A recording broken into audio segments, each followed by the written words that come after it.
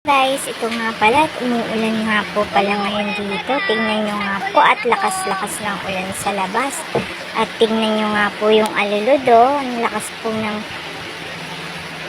daloy ng tubig. Tapos dito po sa labas, malakas na rin po talaga ang ulan at parang bumabaha na po. Yan nga po si mama, binibidyo niya po yung mga bata nagtatampisaw sa court at naglalaro. At ang saya-saya nila, nagtatatakbo po sila at yung iba nagbabasketball pa nga po. Ngayon nga po, baha na nga po. Sabi ni mama, hindi daw ako pwede magligo sa ulan kaya nalungkot po ako at umiyak po ako dun sa isang tabi.